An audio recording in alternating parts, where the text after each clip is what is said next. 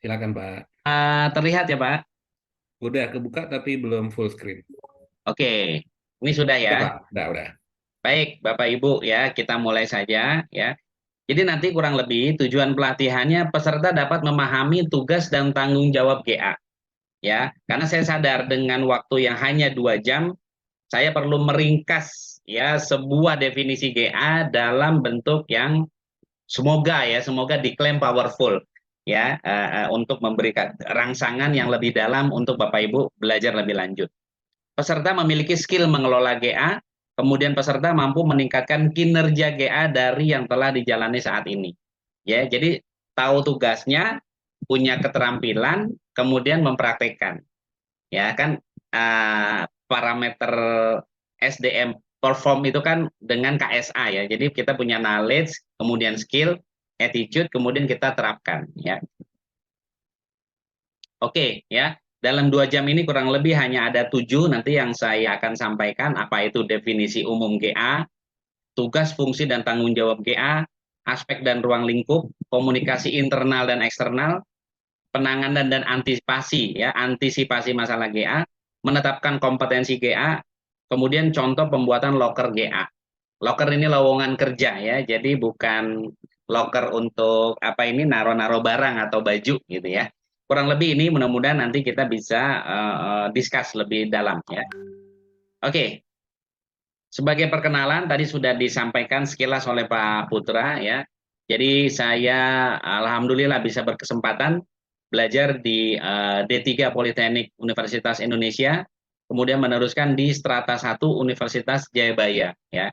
Memang saya ketika masuk lebih jauh Bapak Ibu di komunitas SDM ya, di awalnya saya merasa agak asing ya. Kenapa? Karena jarang ya orang praktisi SDM itu backgroundnya engineering ya. Jadi saya ingat pertama kali Pak Putra dalam sebuah kesempatan seminar ya, kita semua memperkenalkan diri. Nah, karena dianggap unik backgroundnya engineering dan lebih spesifik mechanical engineering, saya diminta kenalannya di panggung di depan. Wah, saya semakin grogi gitu ya, orang mau belajar malah disuruh tampil gitu ya.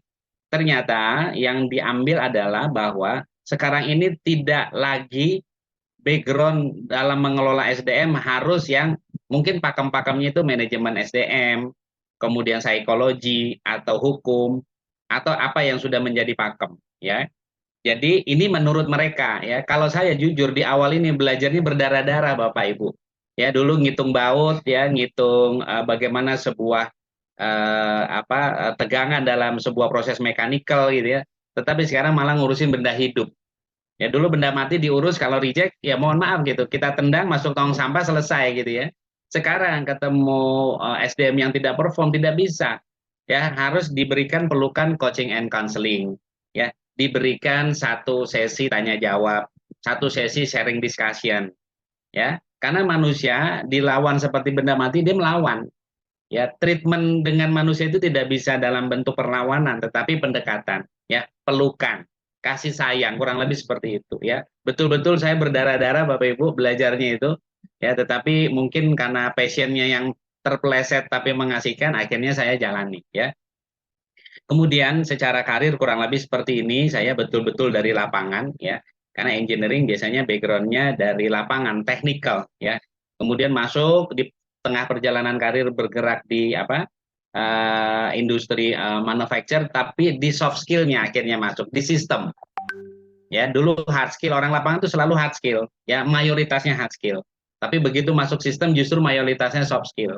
Nah, disinilah yang saya bilang, saya merasa bersyukur ketika pengalaman lapangan dikombinasikan dengan pengalaman strategik konseptual. Ya, ini menjadi satu nilai tambah karena biasanya, mohon maaf sekali ya, kita sering menjumpai orang yang ahli di bidang konseptual tetapi belum pernah menjadi orang pelaksana teknis ya. Mungkin kalau bahasa warung kopi kita bilang orang lapangan lah ya gitu. Nah, ini yang merasa saya bersyukur pernah menjalani di keduanya gitu ya. Kemudian ini sekilas keluarga kecil kami ya. Alhamdulillah di 9 Februari kami sudah membangun keluarga ya. Hasil gocekan dengan istri dikaruniai 4 orang anak Bapak Ibu ya. Jadi satu perempuan, 3 orang laki-laki. Ya, alhamdulillah yang paling besar sudah kuliah, tapi yang paling kecil ini masih kelas 1 SD ya. Jadi jaraknya cukup jauh. Hampir 14 tahun anak satu dan keempat. Makanya kalau karena ngekos setiap pulang kadang-kadang suka bercanda. Aduh ini jangan-jangan omnya yang pulang bukan kakaknya gitu ya. Karena 14 tahun terselisih usia begitu ya. Oke, baik Bapak Ibu ya. Oke, saya mau awali dulu dengan yang kita sebut GA ya. Saya yakin Bapak Ibu kalau singkatan sudah di luar kepala, tetapi maknanya apa ya? Kita sering mungkin dalam bahasa bercanda atau bahkan serius gitu ya. GA itu dianggap seperti kayak pasukan Palu Gada ya Bapak Ibu. Jadi apa lo mau gua ada gitu loh. Jadi kalau ibarat toko nih jualan jarum pentul sama nuklir tuh lengkap semuanya ada gitu ya. Nah, ini memang konsekuensi dari seorang atau sebuah jabatan GA ya. Oke, kita coba buka ya. Jadi menurut Pak Kanaidi ya, Pak Kanaidi ini Bapak Ibu bisa searching di Google ya. Dia salah satu praktisi GA yang saya tertarik ya memakai teorinya karena ini walaupun subjektif ya Bapak Ibu. Jadi saya tarik dulu pengalaman di lapangan kemudian mencari teori yang relevan. Ya, ada juga yang mendapatkan teori dulu baru mempraktekkan. Buat saya ini cuma masalah teknis ya, masalah menemukan pengetahuan aja gitu. Jadi kata Pak Kanaidi ini ya, jadi GA itu merupakan supporting unit yang bertujuan memberikan pelayanan-pelayanan kepada unit kerja lain. Coba Bapak Ibu simak kalimat itu ya, memberikan pelayanan kepada unit kerja lain. Ini kan makna palu gada gitu ya. Apa yang Anda mau saya selalu ada gitu loh. Bahkan gitu ya pada umumnya GA melayani seluruh unit kerja di perusahaan yang bersifat share service. Jadi gimana kita membagi pelayanan jasa ya dalam hal administrasi atau pengelolaan pelayanan ya. Beberapa bulan lalu Bapak Ibu gitu ya ada salah satu request gitu ya ke kami Pak Putra. Jadi memberikan pelatihan service excellent untuk para supir. Ya, coba Bapak Ibu bayangkan yang biasanya menerima service excellent ini pada umumnya ya, bukan bukan belajar itu untuk siapa saja tidak, tapi yang biasanya memesan pelatihan service excellent itu front desk ya, dari mulai resepsionis ya, kemudian kalau sekolahan itu tata usaha, kalau di kampus itu juga selain tata usaha, para security, office boy, ya, gitu. Ini ternyata orang di belakang layar, seorang driver ternyata perlu. Ya, waktu itu instansinya adalah BUMN. Nah, yang mereka perlukan driver itu salah satu fungsi dari GA, ya, yang Bapak harus ketahui. Umumnya biasanya di bawah GA dan tidak tanggung-tanggung, ya. Mereka mau drivernya itu cakap, ya bukan cakep ya, kalau cakep tuh cantik ganteng tapi cakep ini terampil karena sampai level direksi mereka harus bisa bukan cuma membawa kendaraan ya tetapi membawa orang menjadi tempat ngobrol yang enak jika diperlukan ya sampai kalau kata seorang instruktur supir ya supir yang enak itu membawanya sangat halus sampai penumpangnya bisa tidur dengan tenang itu indikator KPI-nya seorang supir. Jadi misal Pak Aldo masih membawa mobil kalau di Junggelengan atau polisi itu masih ngebut kemudian penumpangnya bangun belum berhasil ya. Jadi itu salah satu indikator paling gampang ya. Jadi kalau masih membuat penumpang bangun kita belum berhasil. Tapi nggak apa-apa latihan terus saja. Kalau kita sebagai praktisi sederhana di rumah, misalnya seorang suami, ya silakan ketika istrinya anaknya tidur coba bagaimana lewat polisi tidur mereka tidak terbangun atau lagi ngebut nggak terbangun atau ngerem tidak terbangun. Nah, itu caranya ya. Oke, baik ya. Kita lanjut. Nah, secara umum Bapak Ibu dalam sebuah struktur organisasi ya, tadi saya bilang whatever about the title ya, apapun judul sebuah departemennya, HCM, ya HRGA, HRD gitu ya, ini monggo disesuaikan dengan organisasi Bapak Ibu, tetapi pada umumnya kurang lebih seperti ini, ya. Jadi dari kiri ini kita nyebutnya komben, ya kompensasi and benefit ini biasanya yang mengatur bagaimana struktur gaji, kemudian konsep remunerasi, misalnya dia ada tunjangan anu ini, ya mau itu lansam atau mau di breakdown, ya sebuah paket remunerasi itu dikompensasi and benefit ya atau jajaran manajer punya hak dapat apa saja apakah dapat tunjangan pulsa bahkan perumahan dan seterusnya itu diatur sama orang Komben, ya. Yang kedua industrial relation, ya, atau hubungan industri, ya. Biasanya ini yang menjembatani atau mengurus bagaimana hubungan pengusaha dengan pekerja. Jika ada perselisihan ya terhadap peraturan perusahaan, undang-undang Disnaker dan seterusnya, bagian ini yang maju. Nah, ini terkenal dengan IR ya atau IR terserah deh atau IR terserah deh ya. Tapi kita biar gampang nyebutnya mana nih anak IR nih gitu. Mana bagian IR ya. Yang berikutnya adalah recruitment and selection. Ya, di sini fase di mana seorang uh, calon karyawan atau kandidat di seleksi ya, jadi dipilih kemudian di hiring, direkrut ya menjadi entah itu karyawan outsourcing atau karyawan company itu masalah teknis ya, masalah legalitas. Yang berikutnya training and development ya, pelatihan dan pengembangan ya. Tidak ada sebuah peningkatan karir ya tanpa proses pelatihan dan pengembangan ya. Tetapi ya konsep yang lebih tajam lagi Bapak Ibu, pelatihan di sini bukan pelatihan yang melulu di dalam kelas. Ya, yang melulu ada proyektor, ada screen, ada laptop, bahkan ada gorengan dan snack. Nah, itu. Ini yang paling disukai Mbak Siva atau Pak Aldo mungkin ya kalau pelatihan ya. Mungkin saya juga karena tidak ada penyemangat. Ya, bahkan ada lagi satu nih Bapak Ibu modusnya itu. Aduh, ketahuan banget modusnya. Hanya mau ngadem di pojok ruangan ya, ngadem di pojok ruangan. Saya beberapa kali ketika di industri menemukan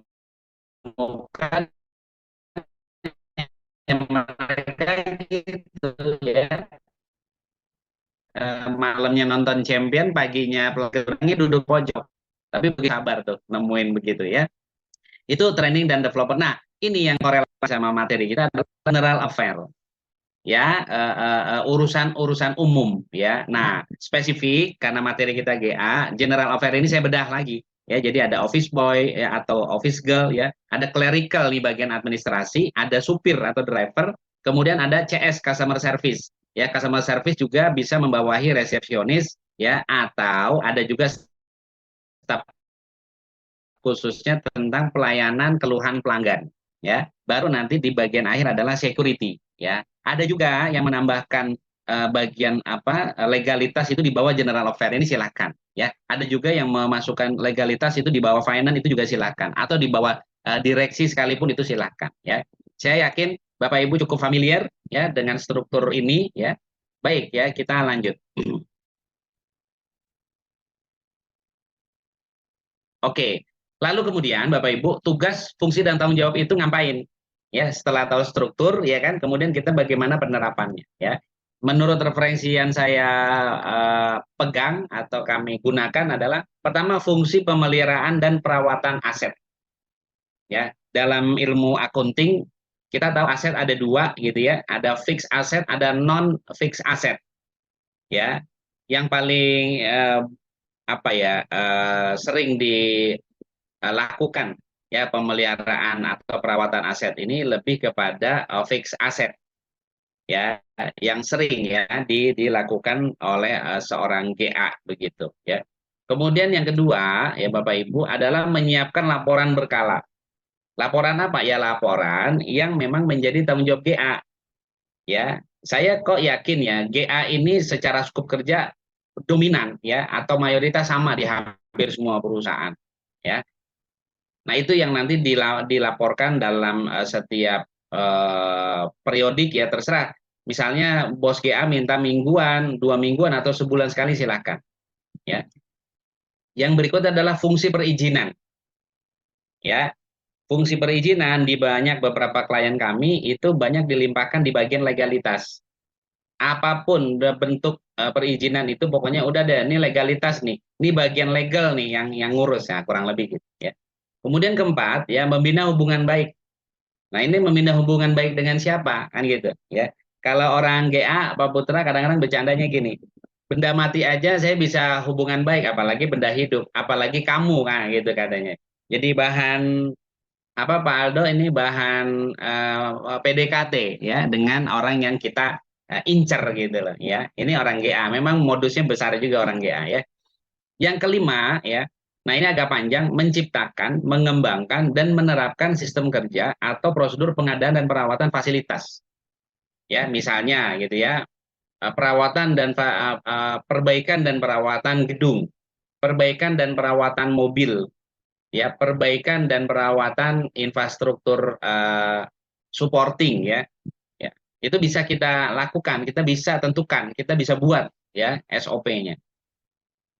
Kemudian yang keenam adalah menyelenggarakan, ya, survei kepuasan karyawan guna peningkatan kualitas produk atau jasa, ketepatan dan kecepatan pelayanan yang diberikan.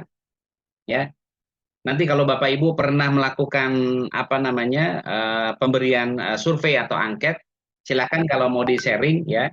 Banyak beberapa metode, ya. Kalau saya pernah menyarankan, ya, buatkanlah satu kotak, ya, satu kotak, karena ini kita ingin menjamah orang yang baik punya email maupun tidak.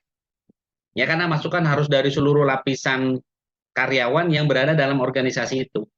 Nah, waktu itu kami menyarankan ke salah satu klien membuat sebuah kotak, ya, kayak kotak surat gitu, ya, dan membuatkan suatu prosedur untuk mengisi survei. Karyawan tidak perlu pakai nama, ya, mau tulisan tangan, mau tulisan ketikan komputer, silahkan. Kalau tulisan tangan, kalau bisa kebaca, ya, jangan pakai huruf Sanskerta, kita nggak paham nanti membacanya, ya. Dan semua dikaji. Kalau sudah komitmen mau melakukan survei, semuanya dibaca, dan, ya, yang memenuhi kebutuhan perusahaan dan juga, ya, ada budgetingnya, harusnya dieksekusi, ya, karena Bapak Ibu, ya, orang yang menikmati sebuah kondisi biasanya lebih fair memberikan penilaian, ya, tetapi kita juga harus apa ya, arif dan bijak, ya. Misalnya gini Pak Putra, dulu beberapa klien kantornya nggak besar, ya, tetapi yang disarankan sama karyawan apa? Punya kolam renang, ya, punya ruang karaoke, punya ruang untuk apa istilahnya nih? Kalau sekolah ekskul, ya. Jadi fasilitas-fasilitas yang dimana kita nggak perlu nyarinya di luar. Lo kalau kantornya kayak Gojek, ya, kayak Shopee, di mana mereka memang di arrange gedungnya, ya, di layout gedungnya bisa memenuhi itu. Kasihan yang memang gedungnya dengan gedung jadul tempo dulu, ya. Tapi kalau memang memenuhi, ya, salah satu syaratnya ya pasti beli tanah lagi, bangun fasilitas gitu, ya. Beberapa UMKM ataupun startup kita tuh sudah melayout gedungnya seperti itu. Jadi bahasanya ingin banyak memenuhi kebutuhan para millennials. Ya, karena startup itu dibangun oleh para millennials. Dibangun tuh dalam arti manpower dominannya tuh para millennials. Ya, bahkan juga ada para pemegang saham atau pemilik modalnya juga millennials. Ya, entah dibantu oleh ayahnya atau oleh sponsorship, itu buat saya masalah teknis gitu loh, ya. Oke, baik, ya. Kemudian yang ketiga, ya, apa yang menjadi aspek, ya, dan ruang lingkup pekerjaan GA, ya. Oke, kita lihat satu-satu, ya. Dalam referensi ini, ya, pertama adalah building management. Jadi bagaimana mengelola gedung, ya. Bapak Ibu tidak usah pikirkan nomor satu ketika Bapak Ibu punya ruko atau kantor yang nyewa, ya. Ketika kita sewa, biasanya, ya, urusan pengelolaan gedung diberikan kepada yang memiliki gedung itu. Tapi kalau ini gedung sendiri, lakukan building management, ya, dari mulai bagaimana kita membersihkan, bagaimana kita nanti ada rencana renovasi, kalaupun ada kerusakan, bagaimana kita melakukan rencana perbaikan, ya. Ini semua adalah KPI-nya pengelolaan gedung, ya. Yang kedua adalah pelaksanaan keamanan, ketertiban. Ini maaf nih, keamanannya sampai 2 kali, ya. Jadi security karena penting sampai 2 kali. Jadi keamanan dan ketertiban, ya. Saya rasa ini hal yang sangat mudah, ya. Bisa di hire security, atau ada juga Bapak Ibu, ya, yang dulu, ya, salah satu klien pernah orang gudang itu, karena lokasinya tidak jauh dari pintu masuk, biasanya yang membukakan itu orang gudang, ya. Tetapi kalau, ya, secara revenue sudah eh, pantas gitu ya mempunyai security, sebaiknya sih milikilah security Bapak Ibu ya. Jadi bisa menertibkan pintu masuk dan keluar paling gampang. Kemudian yang ketiga adalah pengurusan kendaraan dan fasilitas perusahaan ya. Kita tahu fasilitas perusahaan bukan cuma kendaraan ya. Jadi bisa jadi ada equipment, ada alat bantu tertentu gitu ya. Ada juga mungkin alat ukur, ada juga safety equipment, safety tools ya. Itu bagian dari fasilitas perusahaan ya. Kendaraan di sini juga kalau mau dijabar lekat terhadap jabar kendaraan operasional perusahaan ya, bisa mobil tertutup, bisa mobil terbuka ya. Pick up lah mungkin kalau kita bilang, itu juga termasuk dalam kategori kendaraan ya. Yang keempat adalah resepsionis ya, operator telepon dan keluar masuk tamu ya. Jadi Bapak Ibu ya, salah satu tugas resepsionis ya itu adalah mengatur bagaimana saluran telepon itu di forward ya, disambungkan ya, dihubungi ke orang terkait ya. Resepsionis jangan dianggap sembarangan ya tugasnya Bapak Ibu ya. Ketika orang internal tidak mau menerima telepon dari luar ya, telepon masuk dari luar, resepsionis harus punya code of conduct, dia tidak boleh meneruskan ya.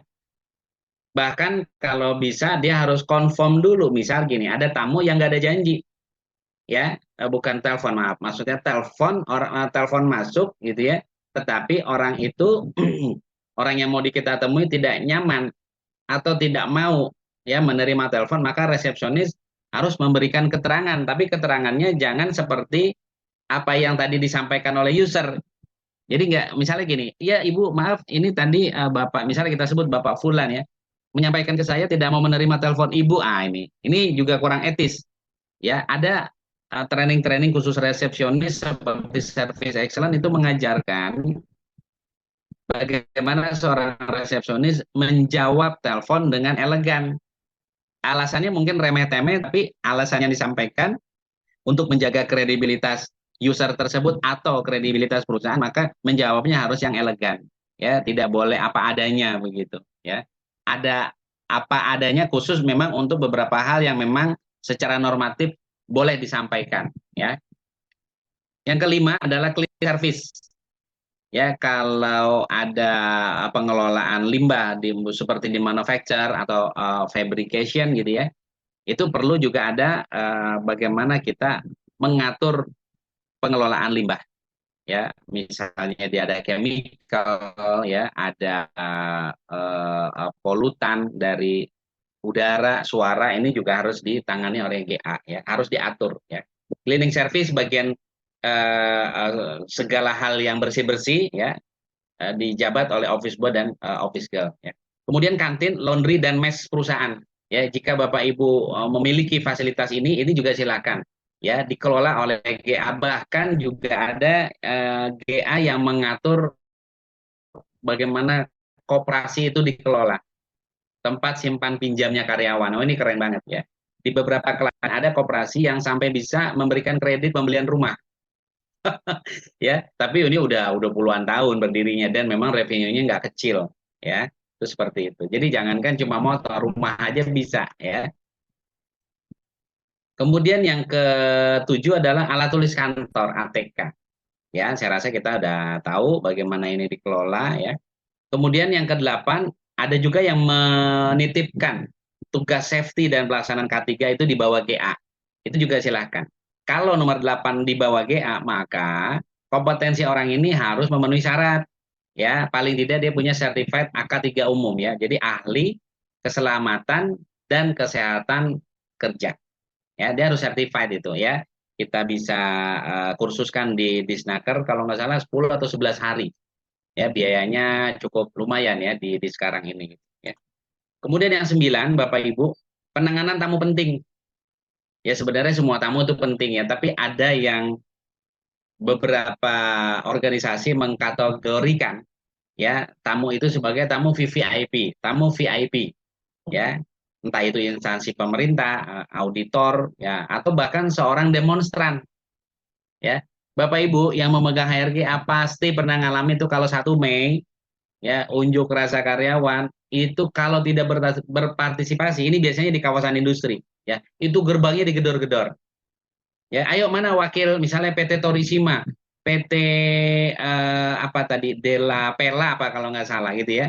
Mana wakilnya ya ini semua kebijakan perusahaan mau ikut silakan beberapa orang perwakilan kalaupun tidak mau ditutupkah operasi saat itu atau tidak itu semua kebijakan yang harus diambil oleh GA ya. Nah, kalau VVIP, tamu VVIP mungkin bisa lah dikategorikan pejabat negara, bahkan presiden itu bisa VVIP ya. Itu semua yang mengkategorikan kita orang yang mengelola GA Bapak Ibu ya. Baik, yang keempat adalah komunikasi internal dan eksternal GA ya. Sebelum saya buka cakupannya, Bapak Ibu GA memiliki peran khusus ya bagaimana dia menjalin komunikasi internal dan eksternal. Oke, kita buka deh. Ya, yang internal apa aja ya? Komunikasi dengan departemen di dalam lingkungan perusahaan dan direksi. Ya, statementnya kelihatannya sederhana tetapi isinya agak kompleks. Kalau prosedur ataupun aturan main belum kita tetapkan. Ya. Ini komunikasi dengan departemen di dalam lingkungan perusahaan atau lingkungan organisasi. Ya, yang eksternal itu komunikasi dengan pihak luar. Siapa aja? Pertama tetangga. Ya, Bapak Ibu mau itu di lingkungan kawasan industri, ya, atau di kantor yang berupa ruko kita sewa kiri kanan selalu punya tetangga. Ya, atau ya membangun kantor milik sendiri tapi di lingkungan perkantoran lainnya. Jadi bukan komplek perkantoran, tetapi mungkin ada Alfamart, ada Indomart, ada apotik gitu ya. Beberapa kantor itu ada yang modelnya di kiri kanannya seperti itu. Ya, apapun ya gedung yang kita dirikan selalu punya tetangga. Dan kita harus ya memaintain hubungan itu dengan tetangga. Kalau kita akhirnya ada acara yang suaranya mungkin akan nyampe ke perumahan tetangga, maka kita harus sowan. Ya, datang, minta izin, gitu kan, bahwa nanti ada acara, mohon maaf. Atau ada acara perusahaan nih, ulang tahun perusahaan, seluruh cabang dipanggil, maka parkir itu, misalnya gitu ya, ada bagian tetangga yang akan terpakai lahannya. Kita juga harus izin. Itu tugasnya GA. Ya, dan lainnya, yang sifatnya ke tetangga. Jadi, harus kulo nuwun, Bapak Ibu. Ya, seorang GA yang profesional harus minta izin. Ya. Yang berikutnya kawasan industri. Ya, kalau kita bilang ini adalah pihak eksternal tadi ya ke kawasan industri ya. Misalnya ada apa namanya limbah yang akan kita buang ya. Apakah biasanya di kawasan industri itu ada satu lembaga kita kerjasama dengan satu lembaga yang mengurusi dengan pengelolaan limbah atau pengelolaan bahan polutan ya kurang lebih seperti itu. Yang berikutnya adalah aparat keamanan terdekat. Ya, kalau kita merasa keamanan bekerja sudah terancam, atau untuk menjaga ya ketertiban yang lebih lanjut, kita perlu tuh Bapak Ibu ya menjalin hubungan dengan aparat keamanan terdekat. Ya, misalnya apakah dekatnya dengan Polres, dengan apa namanya kepolisian, atau bahkan sampai ke tentara gitu ya, ke TNI, angkatan apapun itu silakan dibina. Ya, dulu salah satu klien membeli mesin produksi dari Jerman itu yang mengawal khusus dari bandara ke kantor itu orang Kopassus, Bapak Ibu. Jadi supaya nggak ada yang mengganggu karena mesinnya cukup mahal gitu ya, maka perusahaan atau bahkan dengan seorang satpam pun kita boleh atau enggak kita yang menentukan. Ya, itu semua kebijakan dari perusahaan, terutama di bawah GA. Ya. Kemudian yang berikutnya adalah instansi pemerintah. Ya, legalitas sebuah perusahaan bisa saja ya melibatkan instansi pemerintah untuk kepengurusannya. Ya, banyak sekali ya. Kita kalau jabarkan cukup banyak ya, tapi pasti kita akan berhubungan ya. Yang berikutnya adalah RT RW lurah. Kalau tadi tetangga yang nomor satu, tetangga yang Mungkin bisa jadi dia ketua RT-nya, atau Pak RW-nya, atau warga biasa. Tapi ini spesifik ya, yang kelima adalah RT RW lurah ya sebagai pejabat terkait di dekat lingkungan perusahaan atau kantor kita, maka kita juga wajib menjalin hubungan. Ya, jadi kalau ada perizinan apapun kita lebih mudah ya untuk di approve begitu ya. Yang berikutnya adalah duta besar negara sahabat ya. Kalau Bapak Ibu bekerja di apa ya urusan-urusan luar negeri tentunya ya perlu sekali membina hubungan baik dengan para duta besar ya, kurang lebih seperti itu. Ya. Oke, sampai sini apakah sudah ada yang ingin bertanya Pak Aldo? Saya juga persilahkan. Atau kalau sudah ada yang menulis di kolom chat juga boleh dibacakan ya supaya tidak terlalu lama materi ini saya bawakan. Iya, Pak. Ini Baik, izin, Pak. Masih ada pertanyaan dari Pak Yuda Suntara, Pak. oke silakan. Izin, Pak. Saya dari Samarinda, Kaltim. Ya, Hanya saja saya belum bisa on cam nih, Pak. Mau bertanya oke. tentang komunikasi terutama dengan eksternal, seperti ke instansi RT, RW, bahkan ke Dubes, untuk company yang sudah punya bagian PR, public relation, mungkin tidak perlu masuk ke bagian GA, atau bagaimana menurut Bapak? Mohon pencerahannya. Ya, ini juga sebenarnya sederhana ya dengan Bapak tadi Yuda Suntara ya. Gini Bapak Ibu ya, satu instansi dengan instansi lain ya, satu organisasi dengan organisasi lain gitu ya, mau menentukan sebuah pekerjaan ya, itu yang menentukan perusahaan itu. Ya, jadi kalau based on pertanyaannya Pak Yuda, kan di sini disampaikan ya, komunikasi terutama dengan eksternal seperti ke instansi, RT RW bahkan ke kedubes untuk company yang sudah punya bagian PR mungkin nggak perlu masuk ke bagian GA atau bagaimana. Itu sebenarnya palasinya perusahaan. Ya, kalau perusahaan misal gini, bahwa PR itu adalah termasuk urusannya untuk mengurus perizinan eksternal. Ya kerjakan, ya. Tetapi ada juga yang menunjuk, oke PR batasannya ini, tapi untuk eksternal kayak ke RT, RW, ke Dubes itu GA, ya silakan ditentukan. Ya, jadi kami sebagai apa ya bahasanya ini instruktur atau mungkin konsultan lah boleh saya sampaikan, tidak bisa menentukan apa yang terbaik di tempat Bapak Ibu. Tapi kalau ditanya mengusulkan itu sangat sangat mungkin ya gitu. Kalau orang auditor atau trainer bilangnya strongly recommended di tempat Bapak sebaiknya begini misalnya gitu. Itu silakan ya. Jadi sekali lagi Pak Yuda ya sangat mungkin Pak mau dibawa PR sendiri atau di GA itu silakan. Yang penting pokoknya siapa yang menjalin komunikasi dengan pihak yang Bapak maksud itu ada di mana ya sudah lakukan ya. Misalnya gini, kalau ada PR ada GA sebaiknya di mana misalnya gitu ya. Kalau menurut saya sebaiknya di GA. Kalau tugasnya PR sama GA berbeda. Tapi kalau sudah ada PR ya mau dimasukkan ke PR maksudnya tanpa ada GA ya juga silakan. Yang penting Bapak Ibu ya, urusan-urusan umum ada yang mengeksekusi itu aja poinnya.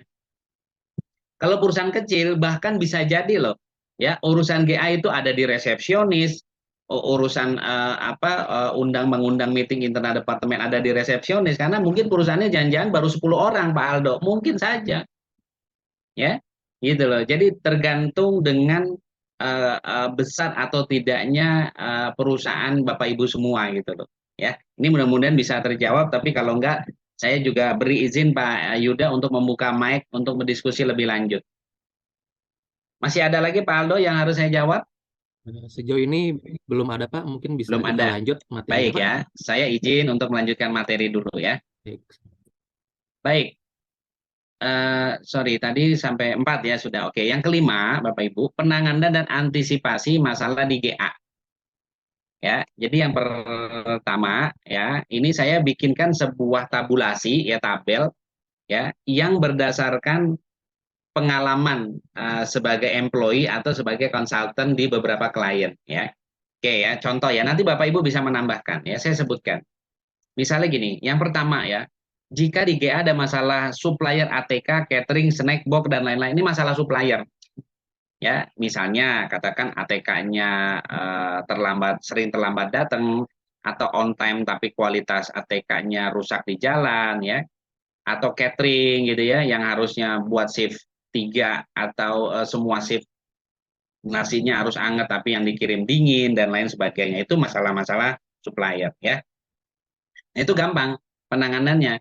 Coba cari supplier lain berdasarkan QCD, ya, quality cost delivery, ya. Jadi mutu barangnya atau mutu jasanya, biayanya, sampai bagaimana dia mendeliver, ya, barang atau jasanya ke kita, ya, menyelesaikan berapa lama itu delivery, ya, atau lead time pengerjaan, ya.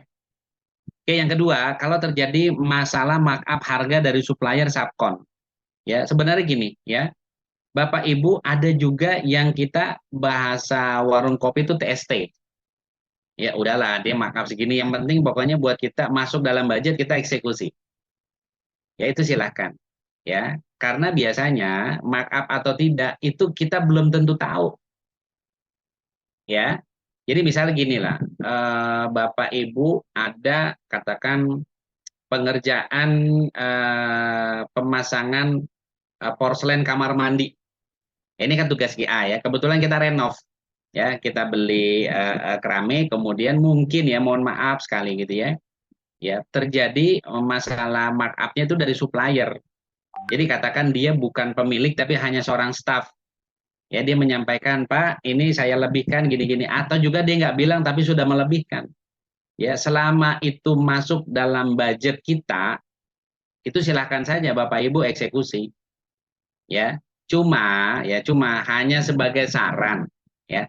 Jika dia memang terbuka minta kelebihan, memang sebaiknya di sini di sebelah kanan nih, ya. Ya, di sebelah kanan harus tahan iman gitu, ya. Terus disampaikan itunya apa? Lakukan audit berkala, bisa menggandeng bagian finance, ya. Atau dengan kata lain, ya, kita mungkin tidak frontal bilang menolak, tetapi kita bilang bahwa kemarin ada supplier yang ditunjuk, ya, oleh tim seleksi, bukan supplier Bapak Ibu, ya, atas kriteria ini. Nah, itu juga bisa dengan jawaban halus, ya. Tapi ada juga yang beberapa GA itu cukup frontal karena sifatnya memaksa, ya. Itu tergantung kondisi Bapak Ibu. Jadi tetap tetap pakailah cara yang elegan supaya tidak menimbulkan ketersinggungan di pihak supplier, ya. Oke, terus yang berikutnya masalah perizinan, ya.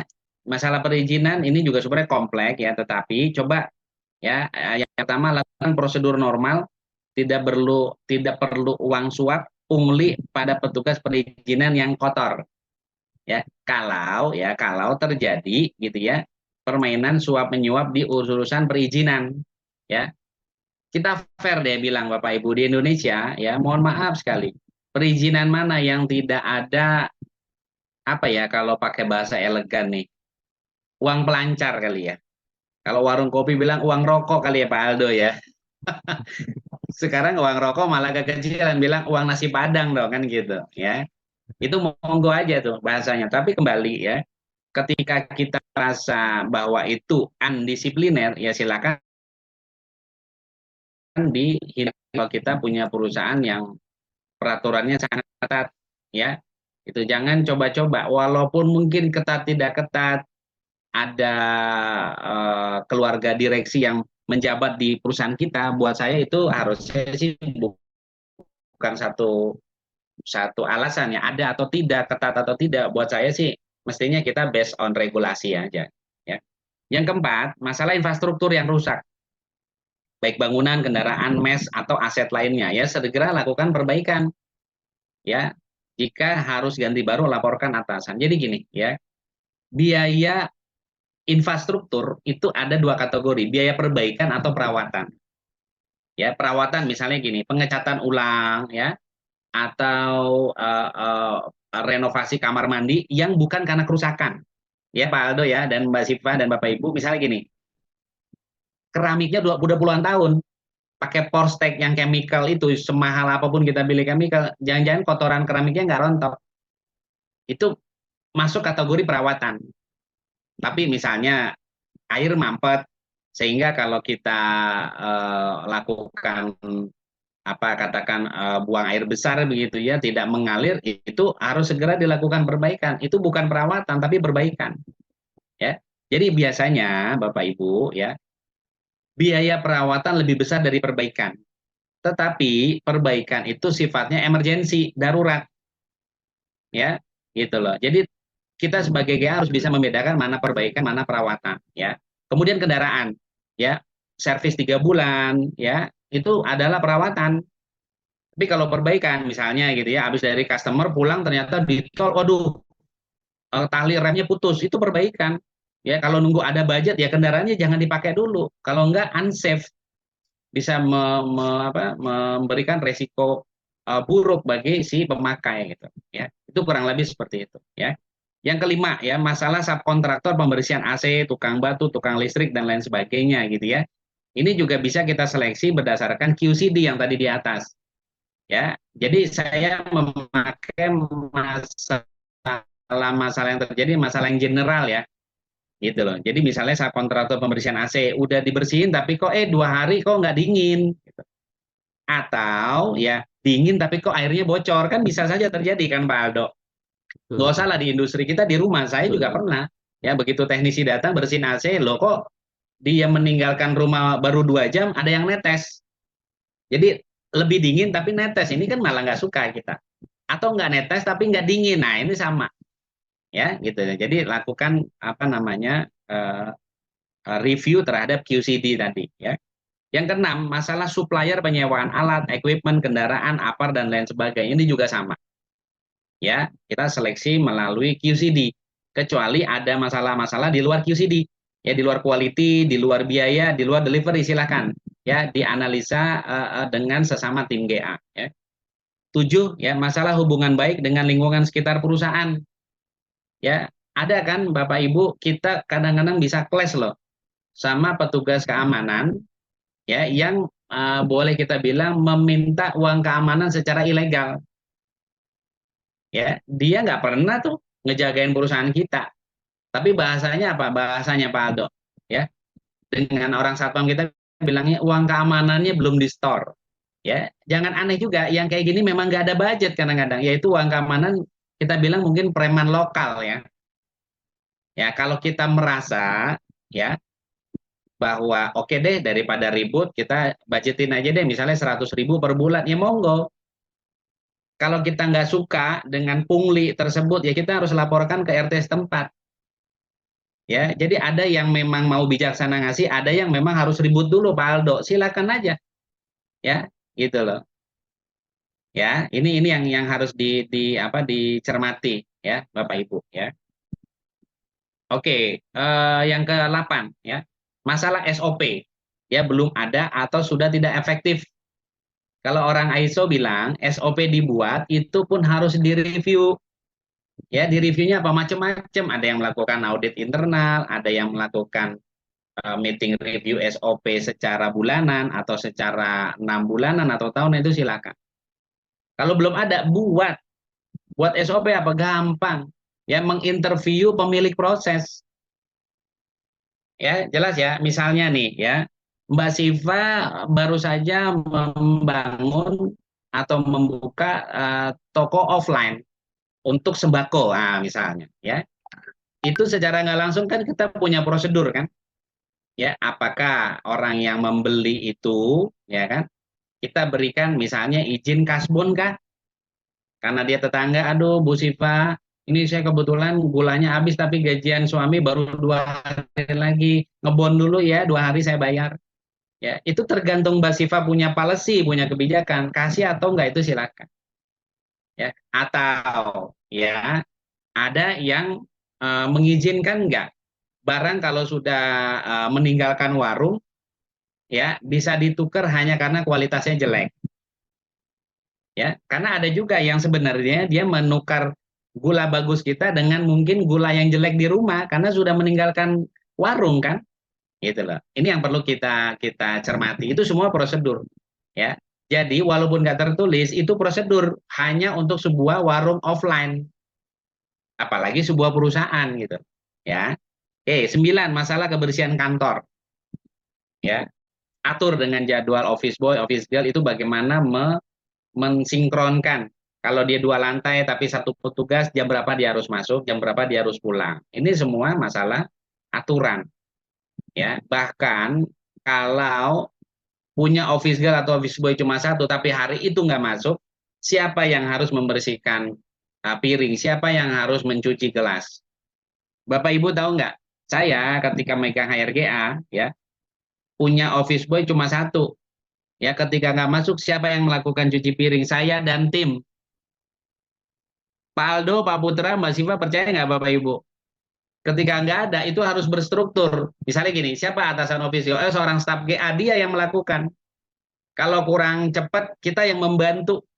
Saya ingat pertama kali pegang HRGA tuh di level supervisor, saya cuci piring.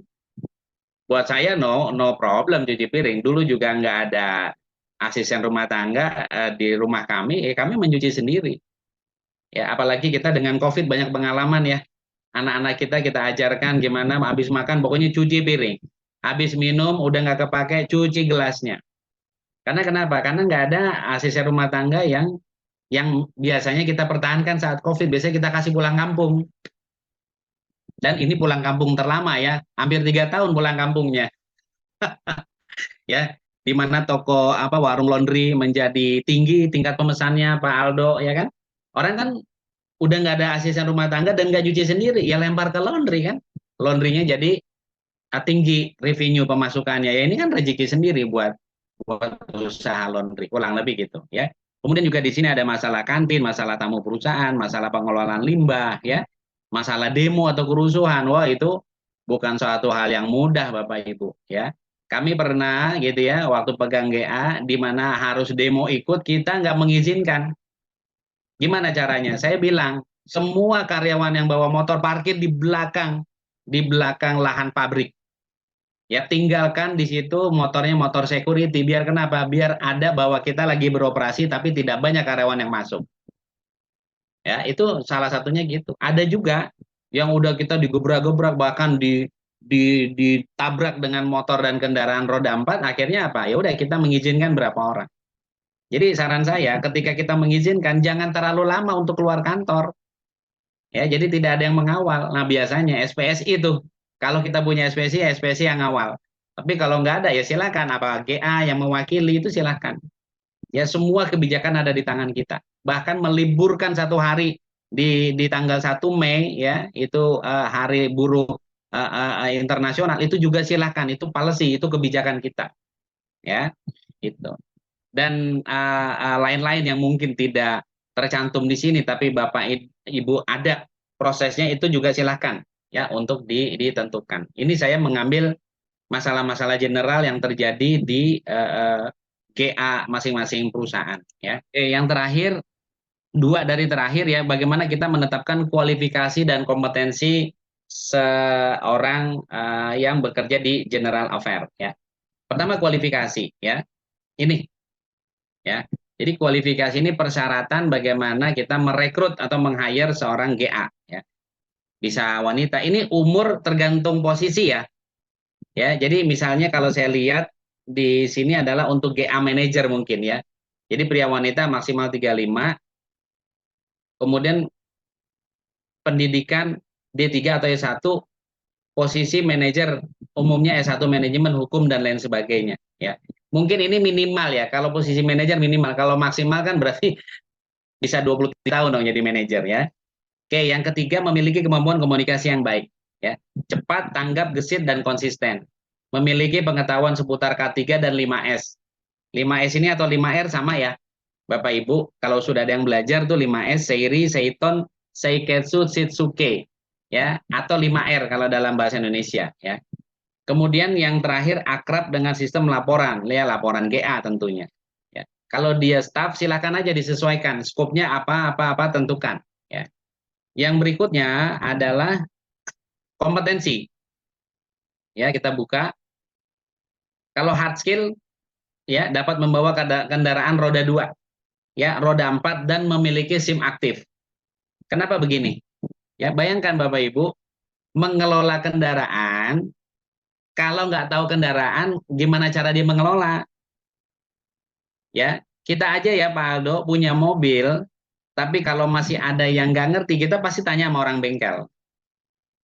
Ya, tapi kita kalau udah familiar, nah kita pasti bisa ya memanage sebuah aset berupa kendaraan. Ya, tentang barang consumable dan aset perusahaan. Ya, kalau misalnya ya dia building management, kalau nggak taruh material-material bangunan, saya rasa dia juga agak sulit ya untuk masuk di GA. Ya, jadi kalau dibilang misalnya baut M5 atau paku ukuran 7 cm atau yang 5 cm, ya itu dia nggak tahu, wah repot tuh. Bisa banyak dibohongin sama kontraktor dia, ya. Yang ketiga, memiliki jaringan luas tentang supplier atau subkontraktor yang berkenan dengan tugas GA. Ya, kalau ditanya, oh di mana nih bisa kita langganan servis mobil? Misalnya katakan kita belum bisa nih di tempat resmi, ya cari yang bukan resmi tapi masih bisa diandalkan. Kalau kita punya pengalaman, gampang itu, ya. Atau kita bisa mencari kontraktor yang bisa katakan lagi merenov kamar mandi yang kualitasnya bagus dan bisa cepat. Ya, itu butuh Pak pengalaman, nggak bisa cuma nanya-nanya gitu loh. Kalau bertanya ada di mana, kita mungkin bisa ya bertanya. Tetapi kalau kualitasnya yang bagus enggak, kita sendiri yang harus bisa menentukan.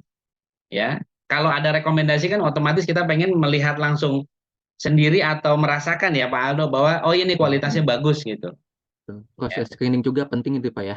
Makanya ya kalau dalam ISO kita disebut bagaimana kita menseleksi pihak ketiga ya. Oke, soft skill ya. Kalau tadi kemampuan teknis, kalau sekarang kemampuan soft skill ya, ketelitian, kejujuran, pandai bernegosiasi, pencatatan dan pembukuan rapi ya, interpersonal skillnya bagus, kemampuan koordinasi juga baik. Kalau ada spesifik yang ingin ditambahkan sesuai kebutuhan Bapak Ibu, silahkan ya. Oke, ini beberapa contoh Pak Aldo, Bapak Ibu ya, dari beberapa lowongan kerja yang saya ambil ya dari Google ya. Ini contoh lowongan kerja di Sinarmas. Ini mohon maaf bukan saya mengendorse Sinarmas tapi hanya untuk memberitahu bagaimana cara kita memposting ya lowongan kerja untuk GA. Karena ini pekerjaan kita juga nanti Pak, Bu ya. Ya, oke di sini disebutkan General Affairs Staff ya, asuransi jiwa Sinarmas ya. Di posting tanggal 9 Mei 2021, job desk-nya apa? Tulis di sini. Ini juga sama. Mau bahasa Inggris, bahasa Indonesia, kita yang menentukan, Bapak Ibu. Ya, tapi kita tahu Sinarmas ya perusahaan yang udah cukup global. Setiap pengumuman lowongan kerja selalu dalam bahasa Inggris, even posisinya seorang staff. Ya, kita bisa lihat di sini ya, kandidat harus lulus dari sarjana ya, 2 tahun pengalaman di GA, ya punya pengetahuan tentang perawatan gedung, fix aset dan gudang dan seterusnya ya. Atau contoh lain ini lowongan kerja di perusahaan PT Jaya Diningrat Kencana Abadi. Nah, ya, di posting tanggal 13 Januari 2021 ya. Deskripsi pekerjaan sudah disebutkan ya. Tanggung jawab ke siapa, syarat pengalaman apa, keahliannya apa, ya. Kemudian contoh lain ini di Tri Alam Fasade ya di Jakarta ya. Ini juga dengan bahasa Inggris mencari seorang GA ya. Di sini disebutkan persyaratannya cukup panjang ya. Silakan ya yang memenuhi nanti tinggal ngirim di alamat email apa misalnya ya. Kemudian di Learner ya, Learner Business Suite di sini membutuhkan asisten atau general affair ya. Ini ditulis dalam bahasa Indonesia. Kriterianya apa, deskripsi pekerjaan, kemudian panjang kontraknya berapa ya, jenis pekerjaannya, kemudian sampai dituliskan salary, Pak Aldo. Ya. Ini juga kebijakan perusahaan Bapak Ibu. Yang mau menuliskan range salary juga silahkan ya. Kemudian contoh lain, jadi saya ingin sampaikan ke Bapak Ibu di ruang Zoom ini ya, pekerjaan GA memang terlihat repot ya, karena mengerjakan semua hal yang berkaitan dengan perusahaan, ya. Lalu pekerjaan dan tugas GA memang terkesan rumit dan penuh tantangan, namun jika bisa diatasi dengan baik, tentunya kita sudah kompeten di bidang GA, ya. Jadi di beberapa perusahaan kalau nyebutnya pokoknya bagian urusan rumah tangga itu pasti GA, Pak Aldo dan Bapak Ibu, ya. Semoga sebelum ditutup Pak Aldo, apa yang saya sharing walaupun singkat bisa menanamkan paling tidak nilai-nilai untuk menjadi orang GA atau mengelola DA dengan baik atau men-sharing ilmu GA ke orang lain atau ke atasan atau ke bawahan kita di instansi kita atau di perusahaan kita, ya. Semoga bermanfaat. Kalau ingin ada yang lebih lanjut, nanti bisa ke Pak Aldo atau ke Mbak Siva untuk mungkin bisa direct ke saya, ya. Silakan Pak Aldo. Oke, baik. Terima kasih Pak Pri untuk pemaparan webinar di pagi hari ini sampai siang hari ini. Luar biasa, Pak. Baik, izin Pak, saya menutup. Saya izin share screen sebentar. Oke. Oke, baik. Bapak Ibu, sekali lagi saya informasikan untuk event hari ini free alias tidak berbayar. Namun jika Bapak Ibu ingin mendapatkan sertifikat seperti yang di sebelah kanan, Bapak Ibu bisa foto scan barcode-nya, nanti bisa langsung terhubung ke Mbak Syifa. Kemudian nanti seperti yang Pak Pri janjikan, nanti ada bonus e-book ya Pak Pri ya, seperti itu ya. Ya. Baik. Kemudian tak ada gading yang tartak, kami butuh inputan untuk webinar di pagi hari ini. Jika Bapak Ibu berkenan, bisa foto atau scan barcode-nya, nanti ada kolom pertanyaan, Bapak Ibu bisa isi untuk kita improve untuk webinar-webinar selanjutnya. Baik, terima kasih Pak Pri dan Bapak Ibu semua Ya, yang telah hadir sama-sama. mengikuti sampai siang hari ini. Untuk webinar ini saya tutup. Terima kasih. Assalamualaikum warahmatullahi wabarakatuh. Terima kasih semuanya. Baik, Oke, Waalaikumsalam warahmatullahi terima wabarakatuh. kasih. Selamat siang. Terima kasih.